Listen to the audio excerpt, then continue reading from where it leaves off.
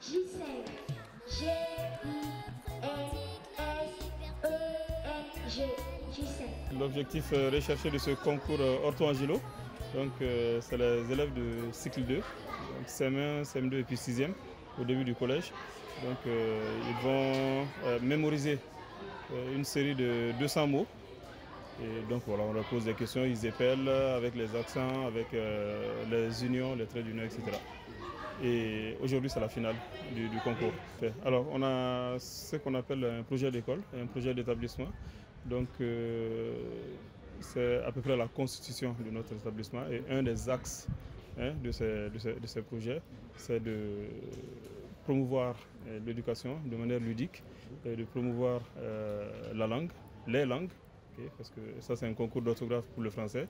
Il y a un autre en anglais qui va suivre bientôt, qui s'appelle Spelling Bee.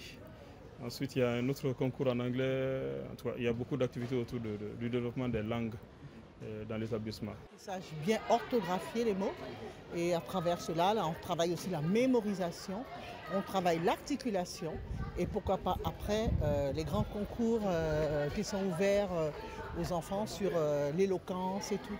Donc on traite aussi cet aspect d'éloquence, de diction et de mémorisation. Ça c'est très important. Si nous en sommes à la 6e, c'est que ça fonctionne. Sinon on aurait arrêté. 6e, peut-être 7e, 8e, peut-être faire autrement, peut-être avec d'autres écoles.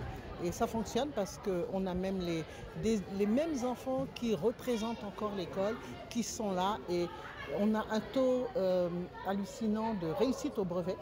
Donc je pense que ça a du bon. Bon, l'objectif principal de notre projet, d'abord le projet est intitulé Ortho-Angelo. Nous sommes à notre 6e édition cette année scolaire 2024-2025. Et l'objectif principal, c'est de promouvoir l'excellence en milieu scolaire. Donc ce projet permettra aux enfants de connaître et de maîtriser l'étymologie des mots. En ce qui concerne les 200 mots, lorsque nous ne parvenons pas à les départager, parce que ce sont les 8 premiers des 27 finalistes qui seront primés. Et du coup, lorsque nous n'arrivons pas à les départager, nous faisons appel aux mots invariables.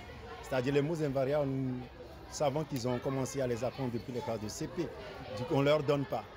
On ne leur donne pas ces mots en avance, donc on les introduit juste pour pouvoir les départager.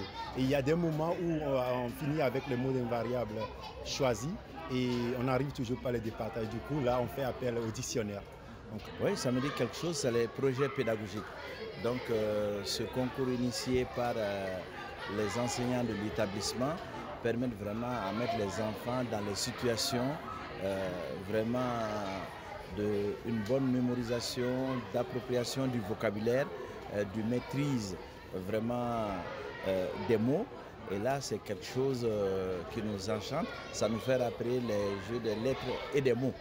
Déjà, c'est une bonne chose parce que ça permet aux enfants de s'exprimer, de connaître les mots parce que le monde d'aujourd'hui, avec le problème des SMS, les enfants ont tendance, voilà, ils optent pour la course, mais quand même c'est vraiment une bonne chose et je les encourage.